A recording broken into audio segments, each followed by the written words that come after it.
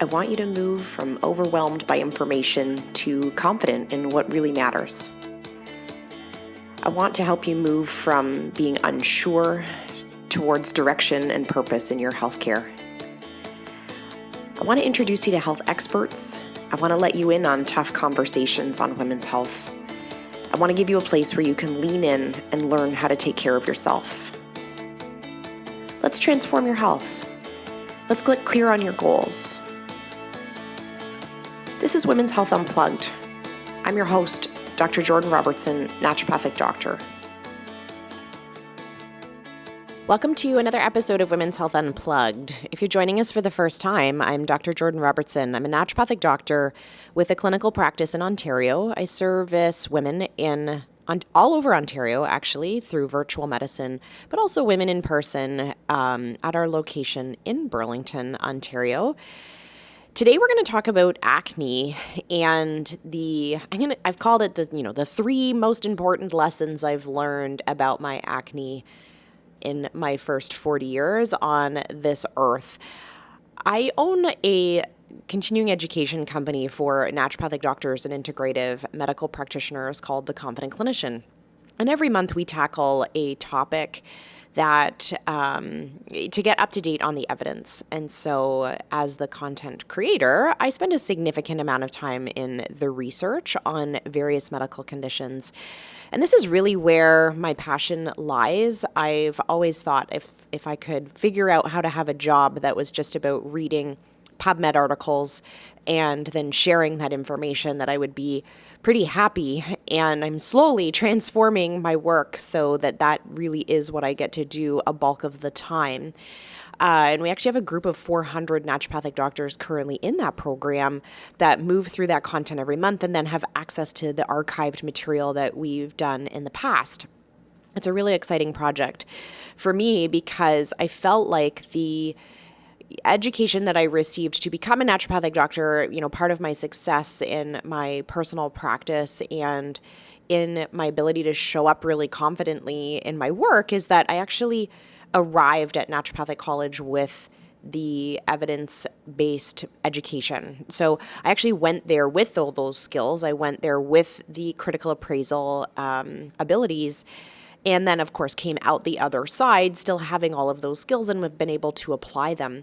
But the actual time I spent in the school certainly had left some things to be desired. And I think some of the challenges we have in working with a more generalist type population of practitioners is that we want to be experts at everything. And so rather than diving in really deep to any particular health topic that we could know inside and out, we really got a taste of a lot of things.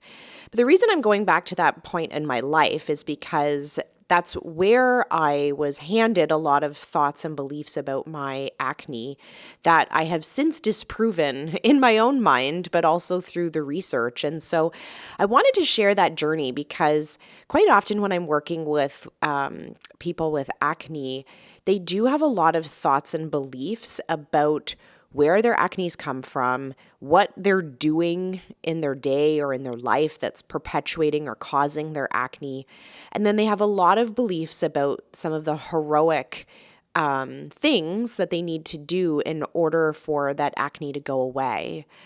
And so even though I had arrived at the door of naturopathic college with with all of the skills and tools to be able to understand what was good medicine for acne and what maybe wasn't, I still succumbed to a lot of the belief-based practices around acne.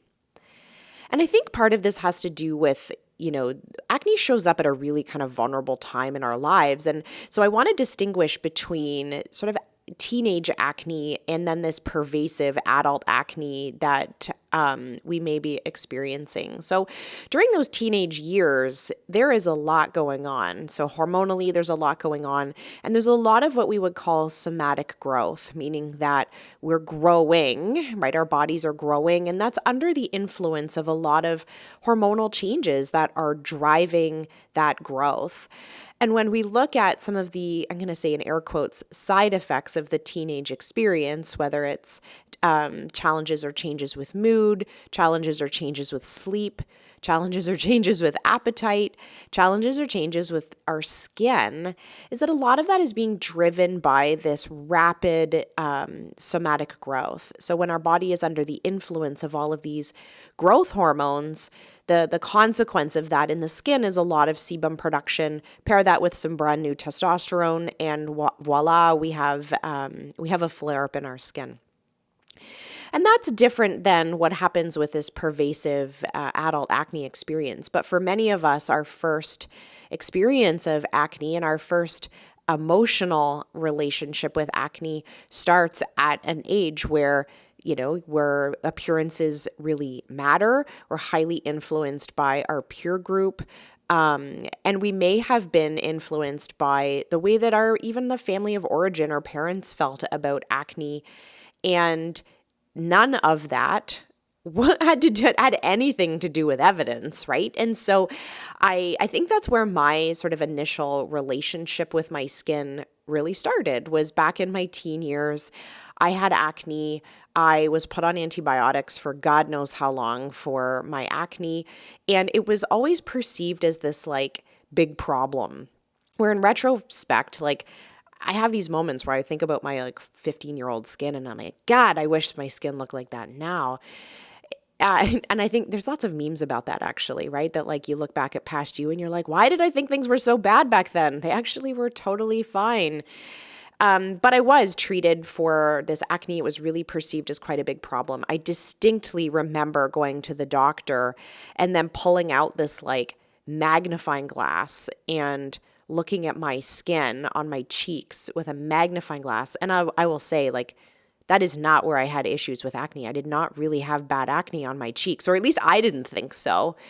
And I had this doctor look at my skin with this magnifying glass kind of thing in an area where I did not think I had bad acne. And I remember my doctor saying, yep, this is a problem. And then I was prescribed minocycline, which is a very commonly used antibiotic, especially, 30 years ago, for acne. And I was put on that like indefinitely. It was just like a massive bottle of pills that lived on the kitchen counter in my parents' house. And I was supposed to take this antibiotic every day. I am not a very compliant human being with those kinds of things. And so did it make it into my body? Sometimes, but this was the treatment course. I was going to do that. And then we tried topicals, and then we tried all sorts of things.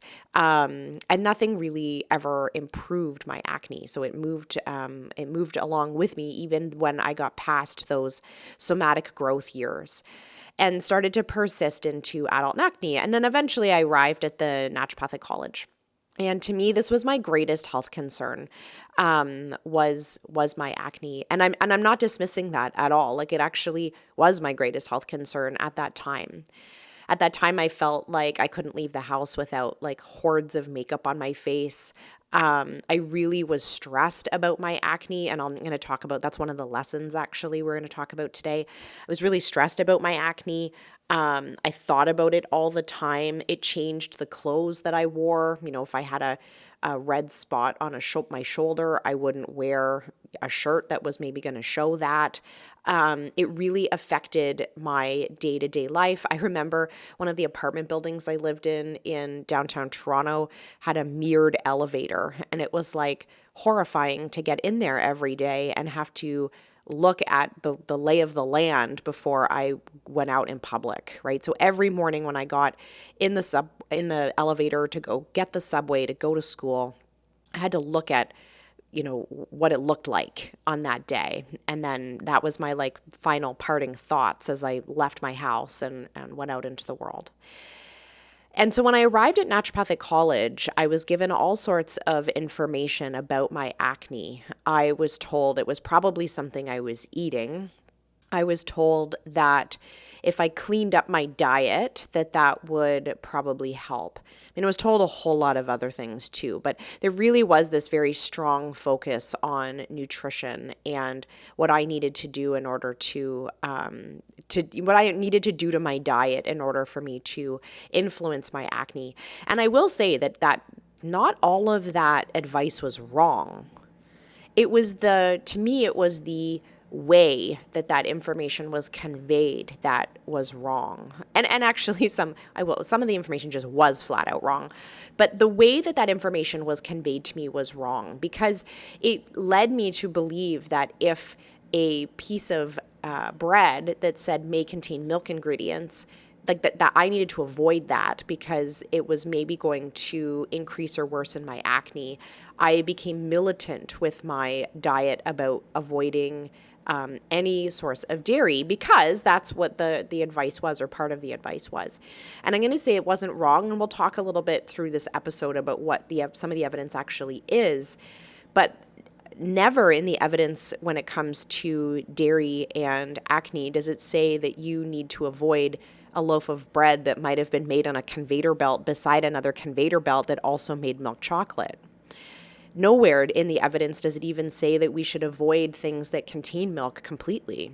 And so but my experience of being told this is something that you're doing to yourself because you're not eating correctly, had way more damaging impacts on my health going forward than it did positives. And so when I circled back to the concept of acne and looked at the research on acne, which I admit I put down for a while, like I did not look at the research on acne. I didn't treat acne. I actually didn't think I was in a position to treat acne for a long time, because it almost felt like that, like emperor has no clothes, right? Like I'm going to try and treat your acne, but really I'm like horrified of my own skin. I really felt like I wasn't in a position to be able to support people with it, because I couldn't seem to get a grip on my skin. So how on earth was I supposed to help you get a grip on yours?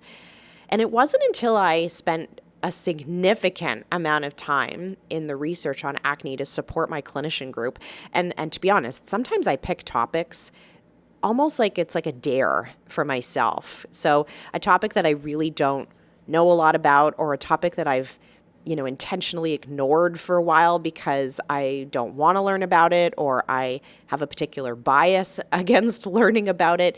And acne was one of them that I was like, it was almost a dare. Like, I dare you, Jordan, go look at the research on acne.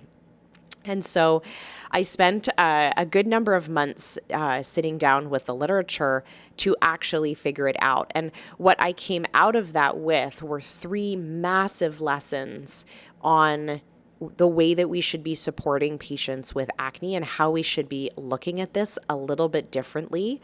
I massively unlearned my predisposed beliefs, like from growing up about acne, but also the beliefs that I kind of kept hanging on to about, the impact of my nutrition on it, the impact of, the things that I didn't know were impacting it, that are impacting it.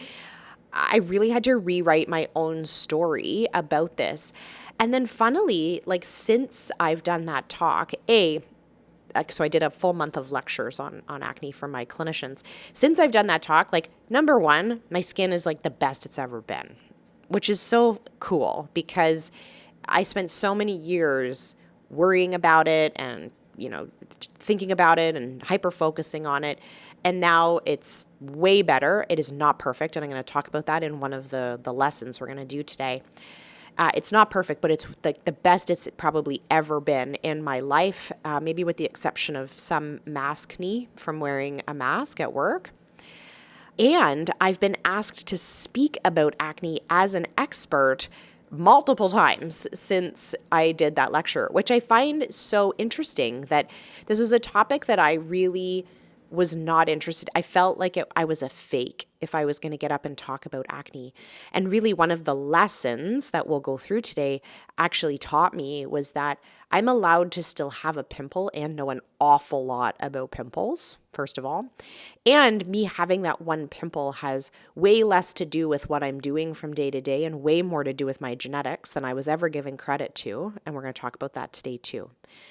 So what I want you to leave the conversation with today is a newfound thought about your skin.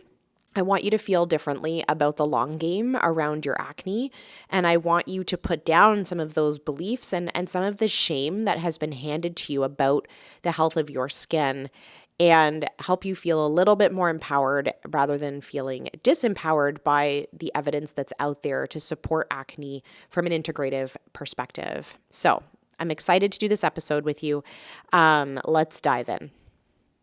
So the first part of this lesson is really around like where does adult acne come from?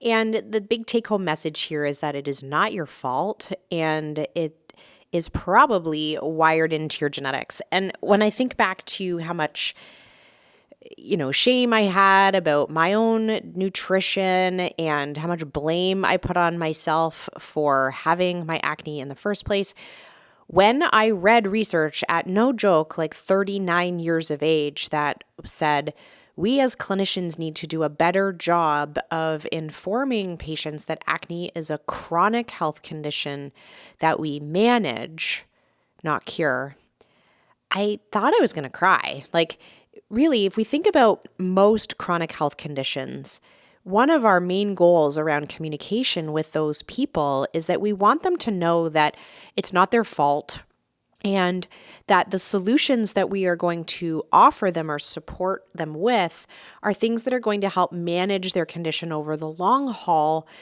And we may never get to a place where things are completely gone. And that, I know that may sound at surface value like doomsday, like, okay, well, this is never going to be out of your life and we're just going to do the best we can.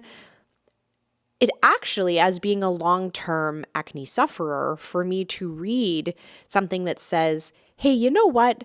Try as we might, this may still hang around in a patient's picture longer than we want, or even despite really solid efforts, patients may have some breakthrough moments where their acne is not perfect. I actually found so much relief in that information, because for so many years, every time I got a pimple, I felt like a complete failure, right? Like, okay, well, I was doing the dairy-free diet, but I got a pimple, so there must be something else I'm eating. Or I'm trying to, fix my PMS and I got a pimple, I must not be trying hard enough. Or I was weight training a lot and my acne got really flared up, I guess I'm exercising wrong. Right? It always ended in negative self-talk around something that I must be doing that's causing this, because I had always worked under this assumption that this was something that if I just did it perfectly, I could make things go away. And so if it kept showing up, like obviously that if I'm going to follow that logic, it means that I'm not doing it perfectly and that I'm making a mistake, and the acne would go away if I just tried a little harder, if I did my best. And it was hard to read that in the literature, to be like, it was acknowledging that clinicians don't do a very good job of that we give antibiotics, we give Accutane, we give creams, we give the oral contraceptive, and we talk quite prolifically in the nutrition space, for better or for worse, about all the things we can do to help support acne. And actually, even if we do all of those things, a patient might still occasionally have a pimple. And I found that so relieving. And once I actually started to see my skin through what I'm going to call the long game, rather than worrying about each and every single mark, it brought so much more peace and so much more hope. And again, like I said earlier in the episode, my skin has never been better. And part of that is because instead of like micro focusing on each flaw, it actually was easier to see that like, oh, this week is not a very good skin week, but it's in the context of so many other weeks that perhaps I'm not quite as easily brought down by it. One of my good friends, Jen Huber, talks a lot about about body image and how we should really think about like a bad body day, like we think about a bad hair day. And I actually started thinking about my skin in that way, that I can have a bad hair day, can have a bad skin day, but thinking about it so much less about the emotions around it, because it is a chronic health condition that I'm working on managing, and it doesn't really define me. And if I saw someone who had another chronic health condition like Crohn's, I wouldn't say like, hey, you get your shit together, you should have got rid of this by now. And yet for some reason, that's how I was approaching my own acne. And maybe why I felt unconfident helping other people with their acne as well, because if I had tried a couple of things with a patient and we didn't see 100% complete resolution and never another pimple again, I assumed we were doing something wrong when we weren't, right? We could have been doing everything perfectly. We were managing a long-term chronic health condition. And when I started to post about acne in that way, specifically online and discussing it in blog posts, etc., I actually was concerned how that was going to land, because so much about the health and beauty industry is about trying to find that perfect solution that solves acne, that I felt like I was going to stick out as a sore thumb to be like, whoa, whoa, whoa, this is probably not going to go away completely, but we can manage it, right? Like that is like the least attractive option, right? When you're presented with 5 or 10 options for cure, and then there's Jordan standing over here in the corner waving, going, I'll help you manage your skin, but we're probably not going to cure it. I actually wasn't sure how that was going to land. And it was one particular social media post that I put up about acne as being a long-term chronic health condition. And then I subsequently recorded a podcast episode with Nicole Jardim. She's the period girl. And she asked me to talk about acne, which I was like flabbergasted that somebody was like, hey, you expert over there who still sometimes struggles with her skin, can you please do this episode for us? The number of women who reached out to say what a relief it was to hear that their acne was a long-term chronic health condition was remarkable. The number of women that said, thank you for acknowledging that this is something that is just a little bit out of my control they were relieved. These women were relieved by this information. And they were drawn to it, even though there were so many other people claiming that they could cure their acne forever and ever. Amen. I was giving them this, realism, saying, look, that pimple that you have is not because you screwed up, right? It's not because you have this, secret food you're eating that we've yet to figure out, or your skin care regime needs tweaking.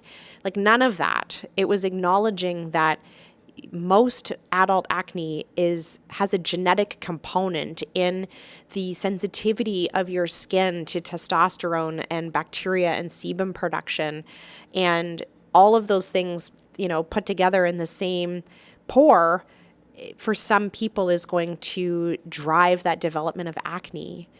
And again, if we thought about it like any other health condition that lives on the inside of someone's body and maybe isn't part of cosmetics and isn't quite so visible, we would never again say to the patient with a chronic health condition, hey, you get your shit together and get your genetics working better, right? We just wouldn't. And yet for some reason, it seems perfectly acceptable for us to advertise to people about their acne that if they just did things better, it would go away. So that's lesson number 1. It's a chronic health condition, and we're going to learn to manage it. Lesson number 2 is about the mental health side of acne, and what I really want the take-home messaging to be around choosing acne treatment as it pertains to your mental health, but also the impact that stress and mental health and anxiety has on acne. So first of all, I do think in the integrative medicine and natural medicine space, sometimes we will villainize particular treatment options because they're not natural, because they don't fit our sort of heuristic around what we think, pharma bad, natural good. And when we're talking about acne, now remember, I literally just said this is a chronic health condition that we manage. Sometimes the severity of someone's acne and the scope at which we can treat it naturally starts to collide with the way that person feels about themselves as a consequence of their acne. So there's quite a profound research around the impact that severe acne and even moderate acne has on the mental health of adolescents and patients in their 20s. And yet we sometimes will position some of the treatment options that are available for that group of individuals as being negative or harmful or something we should avoid at all costs. And the the solutions I'm talking about there are specifically things like the oral contraceptive Accutane. And then the third thing I'd throw in the ring there is spironolactone or some of the anti-androgen medications. We don't often use spironolactone in that young population just because it's contraindicated during pregnancy. And usually we are trying to pair some kind of contraception in that population of people anyways. And so the oral contraceptive often is I don't want to say it's a better solution, but it's a usually more often used solution. But those three medications that have the potential to support and treat acne sometimes are looked at negatively. And yet we know that people in those really formative years can really suffer from poor self-esteem, anxiety, and depression as a consequence of their acne. And so the first part about the mental health lesson is that if your acne is getting in the way of your mental health and there are solutions out there that you haven't accessed yet, I really want you to reevaluate why you're worried about using those particular treatment options, even if it's for a short window of time to help you develop a better sense of self-esteem, and to start to see some healing in your acne, maybe while you work on other aspects of nutrition and lifestyle and overall health that may help keep your acne in a more manageable position. So if you're really struggling, or if your teen is really struggling with their mental health as a consequence of their acne, I don't really think we should withhold some of those treatment options because they're not natural or they're not perfect. They work very well, especially the oral contraceptive works beautifully for acne, especially if patients have some underlying polycystic ovarian syndrome, which does drive high levels of androgen and testosterone and will put us at more risk of severe acne. I'm not pro Accutane, but I also will never consider myself con any treatment solution. There's a time and place for everything. And sometimes I'll post about, have you had a past use of Accutane as something that I will regularly inquire with patients about as it pertains to their hormonal health history. And the question always comes up is like, why? What does Accutane do? Accutane must be bad. And it's not great. Like, I'm not going to sugarcoat it. It's not an awesome medication. However, time and place, right? There are some people whose lives have been really positively changed by the addition of Accutane. I'm not going to talk about it positively or negatively from that perspective. What it means if you've used Accutane in the past was that your acne was hard to treat. Right? So when I'm inquiring with an adult about their past use of Accutane and they say, yes, I used 2 rounds of Accutane, what that shows me is that they had difficult to treat acne. And sometimes that will help give context to the current experience that person is having with respect to their hormones. So if someone is having a difficult time falling pregnant and I can see in their past history they used Accutane 2 times, that's more telling me that they had high androgens and they had some difficulty with parts of their hormone panel as a teen, not that Accutane negatively had a negative impact on their future fertility. Although there's a tiny little bit of evidence that maybe Accutane is connected with early ovarian failure, but it would be really hard to tease out whether or not the patients who use Accutane as a teen because they need it maybe are at more risk of infertility later versus the Accutane causing negative things about their fertility. I'm not sure we know that yet. But when I ask about Accutane or when I talk about Accutane, that's what I'm looking for. I'm looking for difficult to treat acne in someone's past because it also helps me understand what's going to happen with their skin moving forward. Because quite often patients will have relapse later in their life because, again, acne, chronic health condition. And even though Accutane may have worked for them in the past, we may see a resurgence of some of those symptoms at a later date or later time in their life.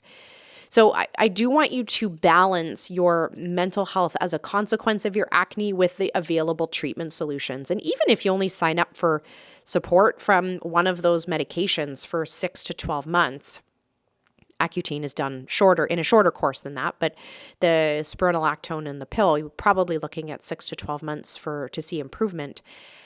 And that gives you positive mental health and helps get you to a good space, maybe where you can focus on other parts of your health and take care of yourself. I think we're net positive, right? I think that's a good thing.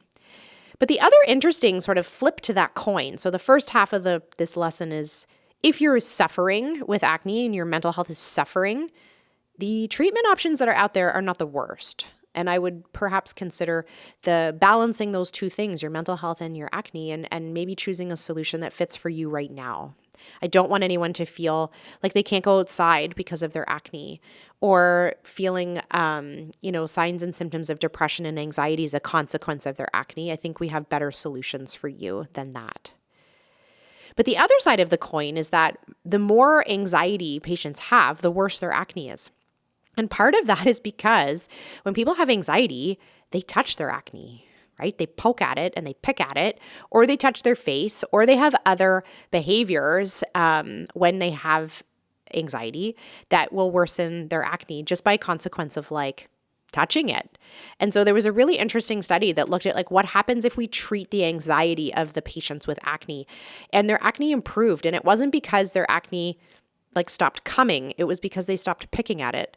And it actually had a remarkable improvement on their acne scores over a 3-month window of time if we literally ignored the acne and just made the human less anxious. And I think that's kind of cool, right? You can see like the intertwine between acne makes mental health worse, but also mental health may be causing some behaviors or challenges with taking care of your skin or taking care of yourself, or even some, repetitive or even self-harm based behaviors like hair pulling or picking at your skin that actually is going to worsen your experience of acne. So I want you to take stock of your mental health acne relationship, and it may give you some insight for what that next step might actually be for you. And then the last thing I want to talk about is like totally different. I want to talk about some of the evidence on red light therapy and blue light therapy for acne.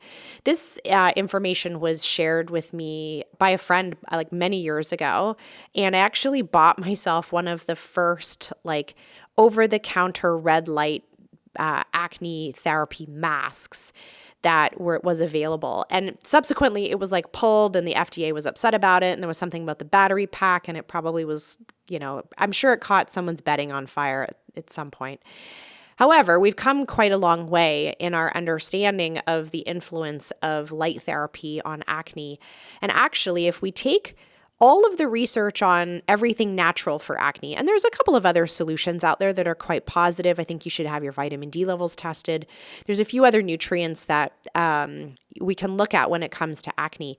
But if we take all the information on diet, all the information on supplements, and we throw it all together in one pile, the number of studies that have been published on light therapy exceed the number of studies on everything else combined by like 3 times. So we have meta-analyses, which are studies of studies, where we pool studies together and then study the studies on light therapy. And only because we've run so many studies on light therapy, we can actually start to average the results to get closer to an understanding of the truth, which is what we hope to do with a meta-analysis. We take studies on the same thing, but run at different labs, and we put all their results together and see if we can get close to understanding something. And we have meta-analyses on red and blue light therapy. And so what's interesting is that the skin and the bacteria in the skin do absorb light when it's when light is shone on the skin. Is it shone or is it shown? It's shone. When light goes on the skin, the light wavelengths will influence the skin. So we know that there's like different patterns of wavelength, and that they represent like different colors of light, right? So you can see like there's red light and then there's blue light. And both of those different light wavelengths actually impact the skin slightly differently. They, as a combination, have a bactericidal effect, meaning that it kills the bacteria that's on the skin, but also has an anti-inflammatory impact in the dermis. And so that light actually gets absorbed slightly into the skin, and it influences inflammation, but also mostly kills the bacteria that are on the skin. P. acnes is that bacteria that my GP, when I was 15, desperately so wanted to kill with minocycline. But interestingly, if I had just sat in front of a red light or blue light therapy for 3 times a week for 15 minutes, I probably killed all that bacteria and spared myself from having to take antibiotics for 2 years. The research on red light therapy and blue light therapy is surprisingly positive when it comes to acne. And we see a reduction in the cystic type acne in patients when they have really significant inflammatory acne. We see a faster resolution or faster healing time of acne lesions that are already there. We see a reduction in non-inflammatory acne. So in the acne research, we kind of differentiate between inflammatory and non-inflammatory acne lesions. We also look at the number of new crops, we look at the healing time, and we also look at scarring. Right. And so when we look at a therapy, we want it to be influencing some of those pieces. And truthfully, if you've used some things in the past and you felt like it wasn't helping your skin, a great question to ask is like, well, was I tracking the right thing?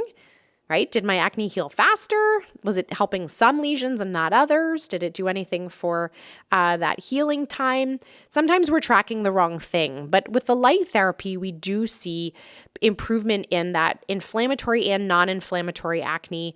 We do see improvement in that the less new crops, and that does start to happen after a couple of weeks of use of light therapy. And we also see a faster healing time or faster resolution time in lesions that are already there. Now, that's really positive because if we think about it, most other things we're considering for acne are ingested, like they're an oral medication, usually hormone disrupting. If we're talking about medication, again, I said earlier, not bad, right? I don't mean that in a bad way. I just mean we get the good with the bad when we upset hormones through medication. And for some patients that, the side effects or whatnot is intolerable. But with light therapy and doing something topically like that, we're not getting that same consequence. And I feel like the research on this deserves way more attention than it has received. If I think about all of the advertising I get about my acne, creams and potions and more potions, rarely have I ever been target marketed to for red light therapy for my acne. Probably twice, and it's only because I own a red light therapy device that I'm sure someone in the higher powers on the internet knows, and so they occasionally market to me. I'm sure they've also listened to me talk about it at some point in time. This really deserves some attention. The difficulty with red light therapy, and this is acknowledged quite readily in the research, and I've talked with patients about this as well, is that it's expensive.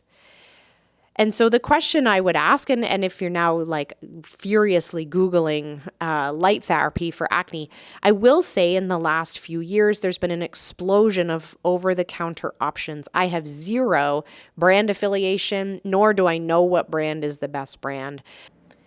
What I would probably suggest, and at this point, because we can't differentiate between brands quite yet, is that you use or look for something that is going to fit in your budget, that is going to fit the area that needs to be treated, and looking at it as more of I'm going to call it a long-term investment as far as your skin health goes. It's funny because when we talk about the cost of particular treatment options, sometimes $25 supplement, it feels expensive to people. I have watched patients spend hundreds and hundreds and hundreds of dollars on supplements for their skin and creams for their skin, where they would really think twice about spending that same money, supplement wise for some other part of their body, but for their skin, for some reason, we're willing to really fork it over. And same thing with creams, right? When we look at the number of acne cream regimes or whole systems that you can get for your skin, over a 3-year window of time, I would argue that maybe investing in a light therapy device probably would get you closer to your goal when we again start to think about that long-term chronic health management of your acne versus a cream that, if you're anything like me, you get excited by the cream, you buy the cream, you use half the thing of cream, you put it in a drawer, and 2 years later you take it out and throw it out because it's probably expired. And so if that's you, I would look at a more permanent solution and something that you can integrate as part of your daily practice. And I quite like the light therapy piece because it also forces a 10-minute time out in the day. It's like forced meditation before bed. It also can be applied to like chest and back acne and other parts of the body that are struggling. There's actually quite a bit of evidence for using light therapy for hair loss as well, which definitely can tackle on another day. But if patients are struggling with more than one area of the body that is, there's evidence for red light, then certainly that's going to put more fuel on the fire to put that on your Christmas list. So those are our 3 lessons. When I think about what I want you to take away from today's content and episode is 1, that your acne is not your fault. Number 2 is that you need to look at that bi-directional relationship between your mental health and your acne and make decisions about your treatment that are acknowledging that bi-directionality. Is your acne worsening your mental health, and therefore we're going to make some decisions that are going to give you the relief you need so that you feel better? Or is your mental health affecting your acne? And do you have habits and behaviors, whether it's twirling your hair or touching your face or picking at your acne, that's influencing the healing time and maybe the number of lesions? And if we just focused on supporting your stress and mental health, that those symptoms would actually improve. And then I also would encourage you to start to look at some of the therapies for acne that fall outside what we typically suggest for acne, which is usually looking like a cream and a pill, right? Because the light therapy research is really dominating that space when it comes to acne research. And I think that's where we're going to see that long-term management of acne be better taken care of. And it gives patients this and patients and people this opportunity to do something as a daily and weekly practice for their skin that actually probably has better evidence and better outcomes for supporting their acne than anything else that we're talking about in the natural health sphere right now. I really love talking about this topic, actually, because it's nice to be able to share sort of that like personal experience. I'm happy to share the vulnerable side of like health and well-being as a healthcare provider. Like I said, I was like an epic failure in my own mind because I had a couple of pimples, and for some reason people wanted me to talk about their pimples, and I didn't feel like I was equipped to do it because this was something that, was like my Achilles heel because I still had terrible skin in my own eyes. And I think it's important to acknowledge this because the language that we use to talk about our health conditions, the language that your doctor uses to talk about your health conditions, sometimes is holding you back and maybe getting in the way of you seeing it in that just slightly different lens. It's the moment I started to long game my skin, it got better. And some of that is in my own mind, right? Some of it is just, I think it's better because I am now playing such a long game with my skin. We are in this for the long haul, me and my face. And so I'm going to think about it differently. I'm going to treat it differently. And my own image of it is now different. But also it changes the way that we access treatment options when we start to think of it in the ebb and flow of our entire lifetime and not something that we're racing to cure in 2 weeks with a special plan. And I think very similarly to the conversations we have about weight management or we have about other parts of our health that actually just take us continuously showing up and trying to be the best version of ourselves. The moment we can start to think about our skin in that way, the moment we can actually get on a path for, I'm going to call it like sustainable healing with your acne. If you're always just chasing that next perfect diet, the clean eating, this better supplement, that's not the path actually, right? This is a chronic long-term health condition that we can help you manage. And no matter how I say that, it doesn't sound nearly as good as the detox or the special skin cream, but I promise you that's the way through. I hope you enjoyed that episode of Women's Health Unplugged. My goal is to help you feel more confident about your health. Please remember that what we talked about today in the podcast does not constitute medical advice, nor was a doctor-patient relationship formed. If you have questions about your healthcare or about how today's topic pertains to you, please take it up with your family doctor, your specialist, or someone on your health team.